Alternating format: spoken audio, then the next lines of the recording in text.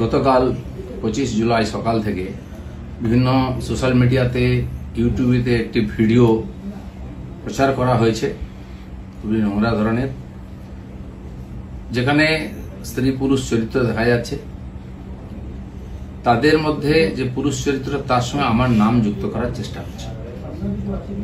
Video ঠিক কি ভুল তৈরি করা কিনা, কোন চরিত্র কারা করেছে আমরা কিছু জানি না, কিন্তু এর দ্বারা আমার ব্যক্তি চরিত্রকে হনন করার, আমার ব্যক্তি ইমেজকে ধ্বংস করার এটা খুব প্রচেষ্টা হয়েছে। একটি ষড়যন্ত্র চলছে অনেকদিন, সেই চক্র থেকে এটা করা হয়েছে। সেই জন্য আমার মনে হয়েছে যে এটার সত্য সামনে আসা উচিত এবং যারা এই চক্রান্ত করছে তাদেরকে আইনের সামনে আনা উচিত।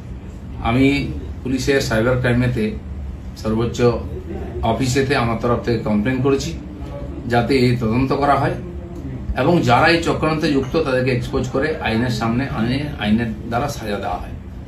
আমি অপেক্ষা করছি পুলিশ কি করে। আর রাজনীতি এটা নতুন নয়, এ ধরনের চক্রান্ত চলতেই থাকে। অনেক বড় বড় নেতাদের, বড় বড় মানুষদের বিরুদ্ধে এই ধরনের চক্রান্ত হয়। এটা হচ্ছে শেষ অস্ত্র প্রয়োগ করে তাকে শেষ করে। আমাদের পার্টিতেও 5-6 বছর আগে বেশ কয়েকজন নেতার বিরুদ্ধে একজন মহিলাকে দিয়ে বলানো হয়েছিল।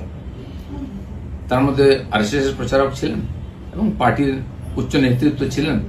তিনি সোজা বলে দিলেন যে যে লোকেরা এই লোকেরা আমার সঙ্গে দেখা করেছে তারা আমাকে রেপ করেছে।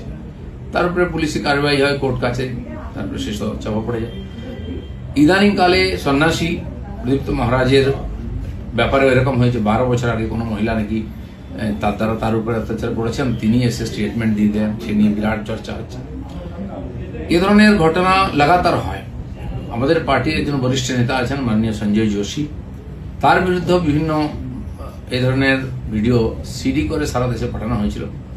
অনেক এটা নিয়ে আলোচনা হয়, পরে যখন ফরেন্সিক টেস্ট হয় দেখা গেল সেটা ফেক ছিল।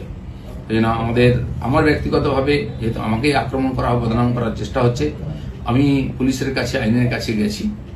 আমি দেখতে চাই পুলিশ কি করে এই ধরনের চক্রান্তে, কারণ এর তো কারোর বিরুদ্ধে লড়াই করা সম্ভব নেই ভাবে। টাকা পয়সা দিয়ে চক্রান্ত করে যে কোনো মানুষকে যে কোনো সময় বদনাম করার চেষ্টা হচ্ছে। তো সেই চেষ্টার বিরুদ্ধে আইন আদালত একমাত্র আমাদের রাস্তা। আমি আইনের কাছে গেছি, লিখিতভাবে বিভিন্ন লিঙ্ককে সেখানে আমি পাঠিয়েছি যে যারা যারা এটা নিয়ে ইচ্ছাকৃতভাবে আমাকে বদনাম করার চেষ্টা করেছে তাদের বিরুদ্ধে ব্যবস্থা হোক। দাদা, এটা কি রাজনীতি তো নোংরামি দিয়ে হয়, কিন্তু কত নোংরামি হবে, কত নিচে নামতে পারে। পশ্চিমবাংলার রাজনীতিকে বারবার কলুষিত করার চেষ্টা হচ্ছে। আমরা যারা সাধারণ কর্মী হিসেবে সাধারণ মানুষের সঙ্গে থাকি, আমিও 40-42 বছর ধরে সামাজিক জীবনে কাজ করছি। আর্থিকভাবে আমাকে কেউ বদনাম করতে পারেনি। অন্যান্য অনেকবার কমপ্লেন আনা হয়েছে, আমি তার জবাব দিয়েছি। এই লড়াইটাও আমার ব্যক্তিগত লড়াই, আমি পার্টিকে মধ্যে ইনভলভ করিনি। এই লড়াইটা আমি লড়ছি। আমি জানি না রাজনীতি কত নিচে নামবে, সেই জন্য এই চক্রান্তের যে রহস্য সেটা উদ্ঘাটিত হওয়া উচিত।